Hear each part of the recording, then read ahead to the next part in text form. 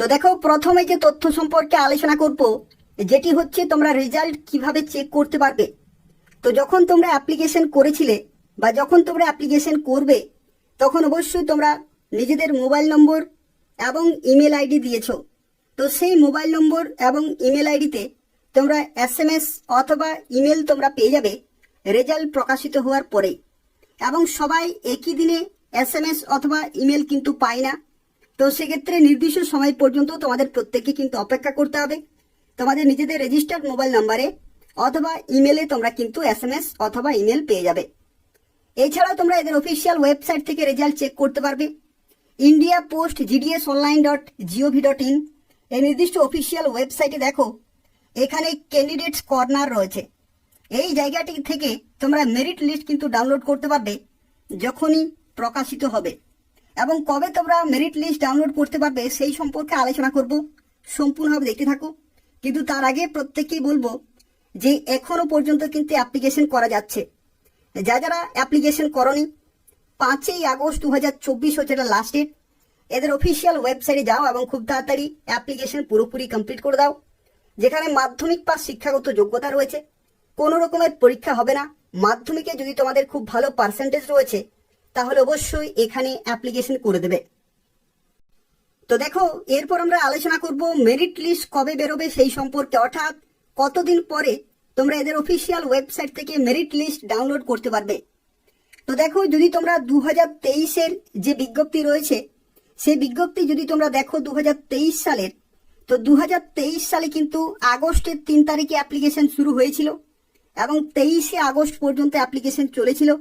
যেখানে merit list প্রকাশিত হয়েছিল, অর্থাৎ প্রথম মেরিট লিস্ট দেখো এখানে সেপ্টেম্বরের 6 তারিখ কিন্তু মেরিট লিস্ট প্রকাশিত হয়েছিল এবং 16ই সেপ্টেম্বর 2023 পর্যন্ত সময় ছিল ডকুমেন্ট ভেরিফিকেশনের জন্য। তো সেক্ষেত্রে তোমরা বুঝতে পারছো 15 দিনের মধ্যেই কিন্তু প্রথম মেরিট লিস্ট বেরিয়ে যায়। এবং দেখো, 2024 সালের ক্ষেত্রে অ্যাপ্লিকেশন 15 জুলাই 2024 তারিখ থেকে চলছে এবং আগস্টের 5 তারিখ পর্যন্ত অ্যাপ্লিকেশন চলবে। তো সেক্ষেত্রে যদি তোমরা 15 দিন এখানে অ্যাড করে দাও, তো সেক্ষেত্রে তোমরা আগস্ট মাসে কিন্তু প্রথম মেরিট লিস্ট পেয়ে যাবে। তো সেক্ষেত্রে দেখো, আগস্ট মাসের যে শেষ সপ্তাহ রয়েছে, সেই শেষ সপ্তাহে কিন্তু সম্ভাবনা রয়েছে প্রথম মেরিট লিস্ট বেরোনোর। এবং তারপরে তোমরা নির্দিষ্ট সময় পর্যন্ত তোমাদের ডকুমেন্ট ভেরিফিকেশন করতে পারবে এবং প্রথম মেরিট লিস্টে যাদের নাম থাকবে তারা নির্দিষ্ট সময় পর্যন্ত ডকুমেন্ট ভেরিফিকেশন করতে পারবে। আর সেই মেরিট লিস্টের প্রত্যেকটি ক্যান্ডিডেট যদি ডকুমেন্ট ভেরিফিকেশন না করে, তাহলে কিন্তু দ্বিতীয় মেরিট লিস্ট প্রকাশিত হবে। এইরকম ভাবে কিন্তু বিভিন্ন মেরিট লিস্ট প্রকাশিত হবে 1, 2, 3, 4 করে, যতক্ষণ না পর্যন্ত টোটাল ভ্যাকেন্সি পুরোপুরি কমপ্লিট হচ্ছে ততক্ষণ না পর্যন্ত কিন্তু মেরিট লিস্ট প্রকাশিত হবে। তো যদি তোমাদের প্রথম মেরিট লিস্টে নাম না থাকে, তাহলে দ্বিতীয় মেরিট লিস্টের জন্য কিন্তু অপেক্ষা করতে হবে, অর্থাৎ তার কিছুদিন পরে দ্বিতীয় মেরিট লিস্ট প্রকাশিত হবে। এবং সেই মেরিট লিস্টে যদি তোমাদের নাম না থাকে, তাহলে পরবর্তী মেরিট লিস্ট কিন্তু তোমাদের চেক করতে হবে। তো সেক্ষেত্রে যারা অ্যাপ্লিকেশন করবে, নির্দিষ্ট সময় পর্যন্ত প্রত্যেকটি মেরিট লিস্ট কিন্তু তোমরা চেক করবে। যদি তোমাদের সেই নির্দিষ্ট মেরিট লিস্টে নাম থাকে, তাহলে যে নির্দিষ্ট ডেট দেওয়া থাকবে, সেই ডেটেই তোমাদের যে নির্দিষ্ট অফিস রয়েছে, সেই অফিসে তোমরা ডকুমেন্ট ভেরিফিকেশন করতে পারবে। তো সেক্ষেত্রে আগস্ট মাসেই তোমাদের কিন্তু প্রথম মেরিট লিস্ট জারি হয়ে যাবে। এদের অফিসিয়াল ওয়েবসাইট তোমরা নিয়মিত চেক করতে থাকবে। এছাড়াও আমি তোমাদেরকে প্রত্যেকটি আপডেট সময় মতো জানিয়ে দেবো। তো সেক্ষেত্রে এই চ্যানেলটি নিয়মিত তোমরা ফলো করতে থাকো এবং সাবস্ক্রাইব করে রাখো। এই চ্যানেল থেকে পোস্ট অফিস নিয়োগ সংক্রান্ত প্রত্যেকটি আপডেট তোমরা সময় মতো পেয়ে যাবে। তো চলো দেখা যাক, যারা অ্যাপ্লিকেশন এখনো পর্যন্ত করনি, তাদের ক্ষেত্রে তোমরা কিভাবে অ্যাপ্লিকেশন করতে পারবে, কোন কোন পোস্টে তোমরা চাকরি পেতে পারো, বেতন কত পাওয়া যায়, প্রত্যেকটি তথ্য সম্পর্কে আলোচনা করব। অর্থাৎ এই নিয়োগ সংক্রান্ত যা কিছু গুরুত্বপূর্ণ তথ্য রয়েছে, সেই সম্পর্কে এরপর আমরা আলোচনা করব। তো দেখো, এটা হচ্ছে অফিসিয়াল নোটিফিকেশন, যেখানে তোমরা মাধ্যমিক পাস শিক্ষাগত যোগ্যতা অ্যাপ্লিকেশন করতে পারবে। এবং যারা অ্যাপ্লিকেশন করবে, নির্দিষ্ট অফিসিয়াল ওয়েবসাইটে অ্যাপ্লিকেশন করতে হবে, যেখানে তোমরা বিভিন্ন গুরুত্বপূর্ণ পোস্টে চাকরি পেতে পারো। যেমন দেখো, বিপিএম পোস্টে চাকরি পেতে পারো, ব্রাঞ্চ পোস্টমাস্টার, অথবা এবিপিএম অ্যাসিস্ট্যান্ট ব্রাঞ্চ পোস্টমাস্টার, অথবা ডাক সেবক। এই 3 ধরনের পোস্টে তোমরা চাকরি পেতে পারো। এবং দেখো, এখানে অ্যাপ্লিকেশন তোমরা করতে পারবে 5ই আগস্ট 2024 তারিখ পর্যন্ত। অর্থাৎ এই নির্দিষ্ট সময়ের মধ্যে অ্যাপ্লিকেশন পুরোপুরি কমপ্লিট করতে হবে। এবং অ্যাপ্লিকেশন করার সময় যদি কোনো জায়গায় ভুল হয়ে থাকে তাহলে তোমরা অবশ্যই কারেকশন করতে পারবে আগস্টের 6 তারিখ থেকে শুরু করে আগস্টের 8 তারিখ পর্যন্ত।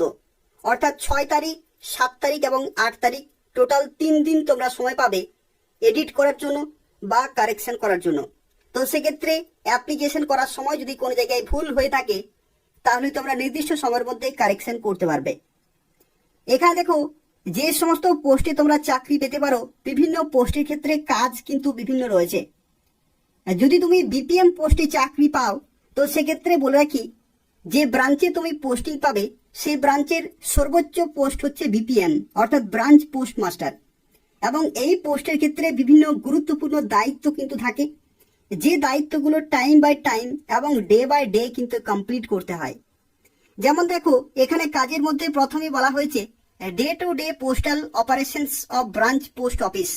অর্থাৎ ব্রাঞ্চ পোস্ট অফিসে ডে টু ডে যে সমস্ত পোস্টাল অপারেশনসগুলি হয়ে থাকে, যে পোস্টাল অপারেশনসগুলি অনলাইনে হতে পারে অথবা অফলাইনেও কিন্তু হতে পারে। অর্থাৎ যে সমস্ত পার্সেলগুলি আসে সেই পার্সেলগুলি যে যে অপারেশন থাকে অফলাইনে অথবা অনলাইনে সেগুলো কিন্তু কমপ্লিট করতে হবে টাইম বাই টাইম। এবং তার সাথে দেখো পোস্ট অফিসের তরফ থেকে বিভিন্ন প্রোডাক্ট এবং বিভিন্ন সার্ভিস কিন্তু হয়ে থাকে। সেই প্রোডাক্ট এবং সার্ভিসগুলি মার্কেটিং এর কাজে এবং প্রমোশনের কাজেও কিন্তু বিপিএম কে দায়িত্ব নিতে হয়। এবং এছাড়াও কাস্টমার সার্ভিস সেন্টার অর্থাৎ সিএসসির যে দায়িত্ব সেটাও কিন্তু নিতে হয়। এছাড়া আরো একটি গুরুত্বপূর্ণ তথ্য জানিয়ে রাখি, দেখো in the single handed view BPM have the overall responsibility of smooth and timely functioning of the office। অর্থাৎ এখানে যা কিছু এখানে কাজ রয়েছে প্রত্যেকটি কাজ সঠিকভাবে এবং সময় মতো করার দায়িত্ব কিন্তু বিপিএম এর কাছে থাকে। এবং সেজন্য পরবর্তী যে পোস্ট রয়েছে ডাক সেবক এবং অ্যাসিস্ট্যান্ট ব্রাঞ্চ পোস্ট মাস্টার তাদের সহায়তাও কিন্তু নিয়ে থাকে বিপিএম। তো সেক্ষেত্রে সব কিছু কাজ কিন্তু তারা একসাথে কমপ্লিট করে।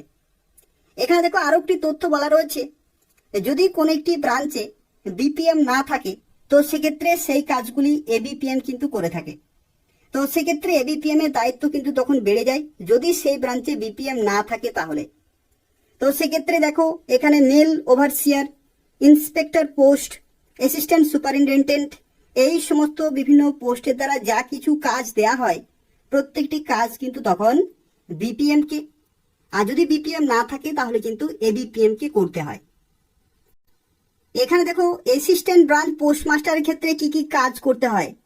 তো অ্যাসিস্ট্যান্ট ব্রাঞ্চ পোস্টমাস্টারের ক্ষেত্রে দেখো sale of stamp, stationery, conveyance এবং delivery of mail at doorstep. অর্থাৎ যে সমস্ত পার্সেলগুলি আসবে সেগুলো কিন্তু ডোর স্টেপে অর্থাৎ যে সমস্ত অ্যাড্রেসে থাকবে সেই অ্যাড্রেসে কিন্তু পৌঁছে দেওয়ার দায়িত্ব কিন্তু নিতে হয় অ্যাসিস্ট্যান্ট ব্রাঞ্চ পোস্টমাস্টারকে।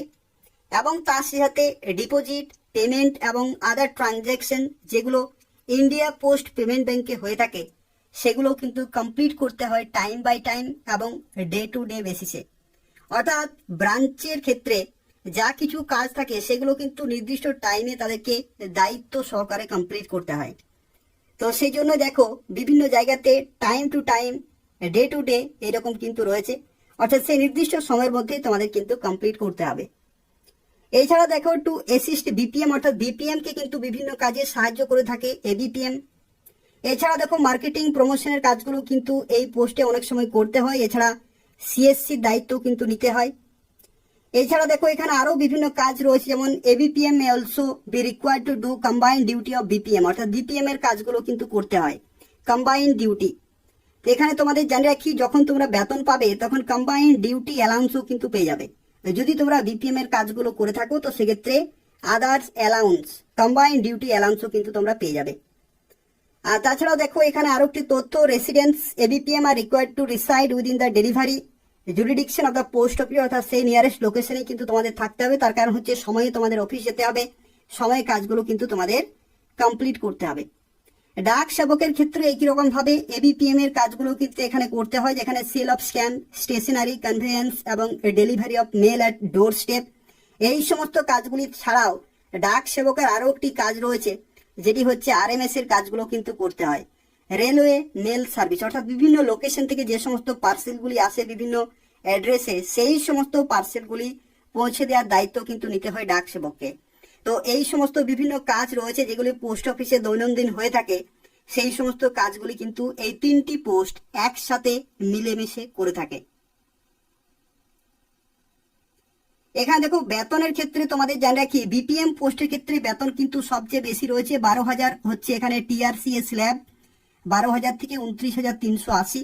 শুরুতেই তোমরা লেভেল 1 বেতনে 12,000 পাবে, প্লাস ডিএ পেয়ে যাবে 50%, যেখানে 6,000 টাকা অর্থাৎ 18,000 টাকা মিনিমাম তোমরা পাবে, এবং বিভিন্ন অ্যালাউন্সগুলো অ্যাড করে আরো কিছু টাকা কিন্তু অ্যাড হয়ে যায়। এবিপিএম এবং ডাক সেবকের ক্ষেত্রে দেখো 10,000 থেকে শুরু, 24,470 হচ্ছে সর্বোচ্চ টিআরসি স্ল্যাব। কিন্তু যেহেতু লেভেল 1 শুরুতেই পাবে, তো সেই জন্য 10,000 প্লাস 50% ডিএ 5,000 অর্থাৎ 15,000 প্লাস বিভিন্ন অ্যালাউন্সগুলো কিন্তু পেয়ে যাবে। এবং যদি তুমি সেই নির্দিষ্ট ব্রাঞ্চে যদি তুমি কাজ পাও যেখানে বিপিএম নেই, তো সেক্ষেত্রে কম্বাইন্ড ডিউটি অ্যালাউন্সও কিন্তু পেয়ে যাবে। সাইকেল মেনটেন্যান্স অ্যালাউন্স, এই সমস্ত বিভিন্ন অ্যালাউন্স, স্টেশনারি অ্যালাউন্স, এই সমস্ত অ্যালাউন্সগুলো কিন্তু পাওয়া যায়। তো সেগুলো কিন্তু অ্যাড করে তোমরা খুব ভালো শুরুতেই কিন্তু বেতন পেয়ে যাবে। এখানে দেখো যারা অ্যাপ্লিকেশন করবে 18 থেকে 40 বছর পর্যন্ত অ্যাপ্লিকেশন করতে পারবে। আর যদি তোমাদের বয়সের ছাড় চাই, তো দেখো এখানে এসসি এসটি ক্যাটাগরিতে 5 বছরের ছাড় রয়েছে, ওবিসি ক্যাটাগরিতে 3 বছর, ইডাব্লিউএস ক্যাটাগরিতে কোনো ছাড় নেই, পিডাব্লিউডি জেনারেল ক্যাটাগরিতে 10 বছর, পিডাব্লিউডি ওবিসি ক্যাটাগরিতে 13 বছর, আর পিডাব্লিউডি এসসি এসটি ক্যাটাগরিতে তোমরা 15 বছরের ছাড় পেয়ে যাবে। আর এখানে শিক্ষাগত যোগ্যতার ক্ষেত্রে দেখো মাধ্যমিক পাস হচ্ছে শিক্ষাগত যোগ্যতা, অর্থাৎ যদি তুমি মাধ্যমিক পাস করে থাকো তাহলে এখানে অ্যাপ্লিকেশন করতে পারবে। কিন্তু যাদের পার্সেন্টেজ খুব ভালো রয়েছে তারাই এখানে অ্যাপ্লিকেশন করবে। তার কারণ হচ্ছে কি, এখানে যেহেতু লিখিত পরীক্ষা হবে না, যার যত বেশি নম্বর থাকবে সে নম্বর অনুযায়ী কিন্তু এখানে মেরিট লিস্ট প্রকাশিত হবে, এবং সেই মেরিট লিস্ট সিস্টেম জেনারেটেড হয়ে থাকে, অর্থাৎ যার যত বেশি নম্বর তার চাকরি পাওয়ার চান্স কিন্তু তত বেশি। তো যদি তোমাদের খুব ভালো নম্বর থাকে মাধ্যমিকে, তাহলে অবশ্যই নির্দিষ্ট সময়ের মধ্যে অবশ্যই অ্যাপ্লিকেশন করে দেবে। তো দেখো এখানে যারা অ্যাপ্লিকেশন করতে চাইছো কিভাবে অ্যাপ্লিকেশন করতে পারবে। তো অ্যাপ্লিকেশন করার জন্য প্রথমেই এদের অফিসিয়াল ওয়েবসাইটে আসতে হবে, এবং এখানে দেখো অ্যাপ্লাই অনলাইন বলে একটি অপশন রয়েছে, এখানে ক্লিক করে অ্যাপ্লিকেশন করতে হবে। তো সেক্ষেত্রে যারা অ্যাপ্লিকেশন করতে চাইছো 5 আগস্ট 2024 হচ্ছে এটা লাস্ট ডেট। এই নির্দিষ্ট সময়ের মধ্যে অ্যাপ্লিকেশন পুরোপুরি কমপ্লিট করতে হবে। যেখানে তোমরা দেখতে পাচ্ছ অফিসিয়াল যে নোটিফিকেশন সেটা কিন্তু এখান থেকে চেক করতে পারবে, যেখানে 44,228টি কিন্তু শূন্যপদ রয়েছে, এবং এখানে অ্যাপ্লিকেশন করা লাস্ট ডেট আগস্টের 5 তারিখ পর্যন্ত। এই নির্দিষ্ট সময় পর্যন্ত সময় পাবে অ্যাপ্লিকেশন করার জন্য। যারা অ্যাপ্লিকেশন করতে চাইছো এই ভিডিওর ডেসক্রিপশন বক্সে লিংক রয়েছে, সেখান থেকে তোমরা অ্যাপ্লিকেশন করতে পারবে। তবু যদি কোনো প্রশ্ন থাকে তাহলে অবশ্যই কমেন্ট করে জানাবে, এবং তার পাশাপাশি প্রত্যেকেই ভিডিওটি লাইক করে দেবে, শেয়ার করে দেবে, এবং এই ধরনের নিয়মিত চাকরি বিজ্ঞপ্তিগুলি পাওয়ার জন্য অবশ্যই চ্যানেলটি সাবস্ক্রাইব করে রাখো। ধন্যবাদ।